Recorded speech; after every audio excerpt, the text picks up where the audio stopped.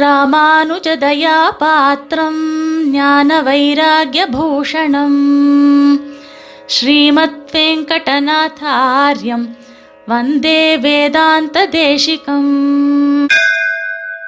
ஸ்ரீமதே ராமானுஜாய நமஹ. அனைவருக்கும் சுப்பிரபாதம். மார்கழி மாசம் 6வது நாள். ஆண்டாள் அருளிச் செய்த திருப்பாவையில் 6வது பாசுரம். வேதம் அனைத்துக்கும் வித்தாகும் என்பதாக சொல்லப்படுகிற திருப்பாவை என்கிற திவ்ய பிரபந்தத்தை அருளிச் செய்த சூடிக் கொடுத்த நாச்சியாருடைய பெருமையை சுவாமி தேசிகனுடைய பாசுரத்தின் மூலமாக நாம் இன்று அனுபவிக்கலாம். இதோ தேசிக பாசுரம். வேயர் புகழ் வில்லிபுத்தூர் ஆடிப்பூரம் மேன்மேலும் மிகவிளங்க விட்டு சித்தன் தூய திருமகளாய் வந்து அரங்கனார்க்கு துழாய் மாலை முடிசூடி கொடுத்த மாதே நேயமுடன் திருப்பாவை பாட்டாரைந்தும் நீ உரைத்த தையுறு திங்கள் பாமாலை ஆயபுகழ் 143 அன்புடனே அடியேனுக்கு அருள் செய் நீயே. பிரபந்தசாரம் என்கிற தேசிக பிரபந்தத்தில் 10வது பாசுரம். இந்த பாசுரத்தில் முக்கியமான விஷயம் நேயமுடன் திருப்பாவை என்பதுதான். எதற்காக சுவாமி தேசிகன் நேயமுடன் என்கிற பதத்தை பிரயோகம் பண்ணிருக்கிறார்? இதில் இருக்கிற சுவாரஸ்யம் உள்பொருள் என்னவென்று நாம் அனுபவிக்கலாம். அதற்கு முன்னதாக பாசுரத்தின் பொருளை பார்ப்போம். சுவாமி எப்படி பிரார்த்திக்கிறார்? ஆண்டாள் நாச்சியாரை என்ன வேண்டுகிறார், எதை வேண்டுகிறார் என்பதெல்லாம்.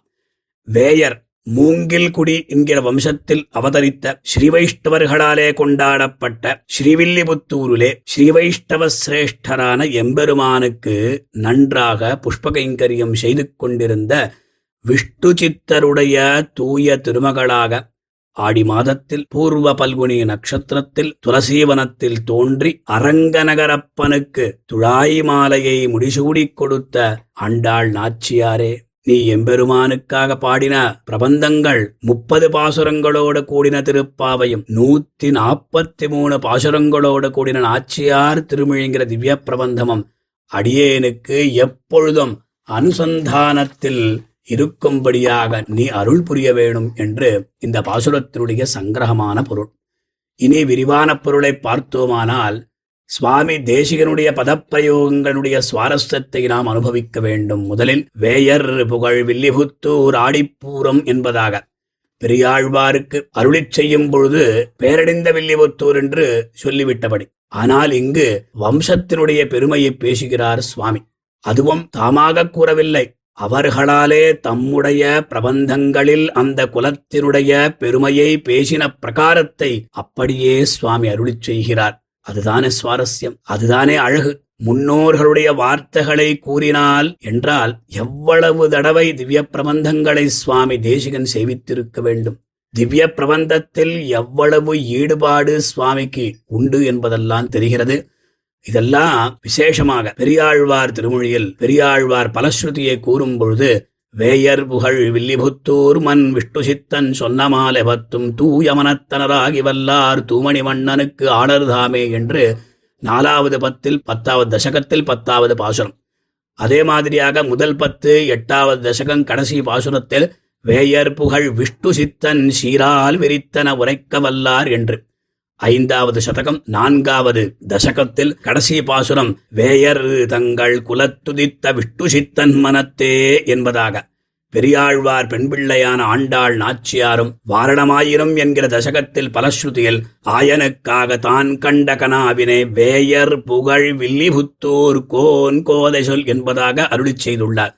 இப்படி பெரியாழ்வார் பேச்சை ஆண்டாள் கடைப்பிடிக்க பட்டர்பிரானும் பட்டர்பிரான் கோதையும் எப்படி அனுகிரகித்தாரோ சுவாமி அப்படியே அருளிச் செய்த வைபவத்தை வேயர் புகழ் வில்லிபுத்தூர் என்பதாக பார்க்கும் பொழுது சம்பிரதாய பரிரட்சணையில் எவ்வளவு ஈடுபாடு காணப்படுகிறது.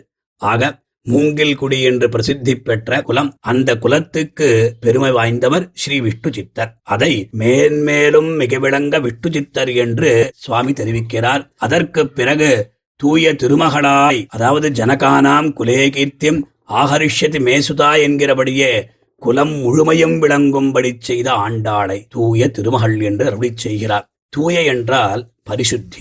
அதாவது இது எப்பேற்பட்ட பாரிசுத்தியம் என்றால் யாருக்கும் இல்லாத தூய்மை. சீதையின் விவாகத்திற்காக தனுர்பங்கம் முதலிய அந்த பரீட்சைகள்லாம் வைத்தான். அத்தால் அந்த ராமனுடைய சுகுமாரமான திருமேனிக்கு சிரமத்தை உண்டாக்கின தோஷம் ஏற்பட்டதாம். போட்டியில் வெற்றி பெற்றதனால் ராமனை மணந்தாள் சீதை. ருக்மிணியை கண்ணபிரான் மணந்த விற்த்தாந்தத்தை நாம் எல்லாரும் அறிவோம்.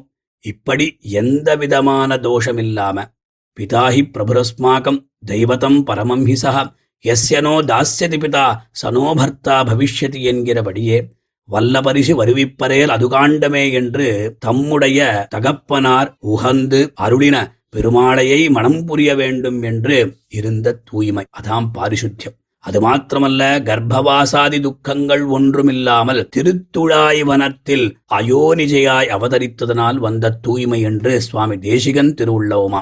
எவ்வளவு அழகாக அற்புதமாக பதப்பிரயோகம், தூய என்கிற சப்தம் ஆண்டாளுக்கு மாத்திரம்தான் பிரயோகிச்சிருக்கிறார் சுவாமி என்று சொல்லலாம். இத்தால் கர்க்கடே பூர்வபல்குண்யாம் துளசி காரணோத்பவாம் என்கிற ஸ்லோகார்த்தத்தை நாம் ஸ்மரிக்கலாம். அதன் பிறகு வந்து அரங்கனார்க்கு துழாயுமாலை முடிசூடி கொடுத்த மாதே என்கிற வாக்கியம். பெரியாழ்வார் பிரதிநித்தியமும் வடபெருங்கோயிலுடையானுக்கும் ரங்கமன்னாருக்கும் புஷ்பமாலிகையை சமர்ப்பிக்கிற வழக்கம். ஆண்டாள் தகப்பனாருக்கு தெரியாத அதை தான் தரித்து கொண்டு கண்ணாடியில் தன்னுடைய அழகை பார்த்து கொண்டிருக்கிற அந்த சமயத்தில் பட்டர்பிரான் அதை பார்க்க அன்றைய தினம் எம்பெருமானுக்கு புஷ்பமாலிகையை சமர்ப்பிக்காத போனதனால் அன்று இரவு எம்பெருமான் ஏன் இன்றைய தினம் தேவரீர் பூமாலையைக் கொண்டு வரவில்லை, சமர்ப்பிக்கவில்லை என்று கேட்க ஆழ்வாரம் நடந்த விஷயத்தை சொல்ல பெருமாளும் இனி சூடிக் கொடுத்த மாலையை தான் எனக்கு சமர்ப்பிக்க வேண்டும் என்று கட்டளையிட்ட விஷயத்தையும் சுவாமி தேசிகன் ஸ்மரிக்கச் செய்கிறார். சுவாபாவிகமான புஷ்பங்களின் பரிமளம், அதாவது சகஜமான புஷ்பங்களினுடைய அந்த சௌரபம் மனம் பெருமாள் திருமேனியின் சௌந்தரியத்திற்கு எடுபடாது. ஆதலால் ஆண்டாள் முதலில் அந்த மாலையை தான் அணிந்து தம் முடியில் சூட்டி அத்தால் வாசனையை உண்டாக்கி அந்த பரிமள பரிதமான பூமாலையை எம்பெருமான் அணிந்து ஆனந்தப்பட்டார் என்று இந்த பதங்களினால் சுவாமி அனுபவிக்கிறார். கோதாஸ்துதியில் சுவாமி அவ்வளவு அழகாக அனுபவித்து ரசித்து ஆனந்தப்பட்டு அருளிச் செய்துள்ளார் இந்த விஷயங்களை எல்லாம். எல்லாரும் அந்த ரசத்தை கோதாஸ்துதி ஸ்லோகங்களினால் ஆஸ்வாதிக்க வேண்டும் என்று அடியருடைய விஞ்ஞாபனம். ஆக சூடிக் கொடுத்த சுடர்குடி என்று சம்போதிக்கிறார் சுவாமி. அதன் பிறகு நேயமுடன் திருப்பாவை பாட்டு ஆரைந்தும். திருப்பாவை என்றால் ஸ்ரீவதம், ஒரு மங்களகரமான நோன்பு என்று சொல்லலாம். இது ஒரு பிரபந்த விசேஷம் கூட. இதற்கு ஒரு விசேஷம் என்னன்னா நேயமுடன் அப்படின்னு சொல்றார். நேயம் அப்படின்னா மிகுந்த பிரீத்தி. மிகுந்த பிரீத்தியோடு ஆண்டாளுக்கு கண்ணனிடத்தில் உண்டான பிரீத்தி அனுராக விசேஷம். இந்த பிரீத்தியை ஆரோபிக்க வேண்டாம், சகஜமாகவே வந்த அனுராகம். கோதாஸ்துதியில் இதை ஸ்பஷ்டமாக காண்பிக்கிறார் சுவாமி தேசிகன். ஆக நேயம் என்றால் கண்ணன் கிட்ட காதலுடன் நம்மிடத்தில் அனுகிரகத்துடன் அருளிச் செய்த பிரபந்தமுமா. விபவாவதாரத்தில் மாத்திரமல்ல, அர்ச்சாவதாரத்திலும் எம்பெருமானிடத்தில் நாம் பிரீத்தி அனுராகங்களை காண்பிக்கலாம் என்று ஆண்டாள் நாச்சியார் காண்பித்ததாக சுவாமி இங்கு நமக்கு தெரிவிக்கிறார். எம்பெருமானுடைய திவ்யமங்கள விக்கிரகத்தை சேவித்தால் நமக்கும் நேயம் வரும். இதை ஆண்டாள் விஷயத்தில் காணலாம். நமக்கு நேயம் என்ன என்றால், ஆண்டாள் பூமி பிராட் பூமாதேவி இடத்தில் நமக்கு எப்பொழுதும் பிரீத்திபூர்வம் அனுத்தியானம் பக்திரித்யபிதீயத்தை என்று பிரீத்திபூர்வகமான பக்தி இருக்கத்தான் செய்யும். அவள் மடியில் நாம் எல்லாரும் இருக்கின்றோம், நம்மை தாங்குகிறாள் அவள். ஆதலால் வையத்து வாழ்வீர்கள் என்று ஆண்டாளும் கூறினாள். அதே மாதிரியாக லோகத்திலே அம்மாவாக இருக்கிற அந்த பெண்மணி உண்மையாக தன் குழந்தையினிடத்தில் காண்பிக்கிற நேயம்தான், அதுதான் நிஜமான நேயம், வாத்சல்யம் என்று சொல்லுகிறோம். ஆக பூமி பாரங்களாக நாம் இருக்கக்கூடாது என்று நேயர்களான நமக்கு நேயமுடன் திருப்பாவையென்கிற 6 பாகங்கள் கொண்ட 30 பாசுரங்களை ஆண்டாள் அருளிச் செய்துள்ளார் என்று சுவாமி தேசிகனுடைய திருவள்ளம். ஆக பாதகங்கள் தீர்க்கும், பரமன் அடிகாட்டும், வேதமனைத்துக்கும் வித்தாகும் கோதை தமிழ் திருப்பாவை அனுசந்தானம் தினந்தோறும் இந்த மார்கழி மாதத்தில் நாம் எல்லாரும் சேவித்து பூமி பிராட்டியாக திகழ்கின்ற சூடிக் கொடுத்த நாச்சியாருடைய திவ்ய அனுக்கிரகத்தை பெறுவோமாக. ஸ்ரீமதே நிகமாந்த மகாதேசிகாய நமஹ. கவிதார்க்கிக சிம்ஹாய கல்யாண குணசாலினே ஸ்ரீமதே வெங்கடேஷாய வேதாந்த குரவே நமஹ.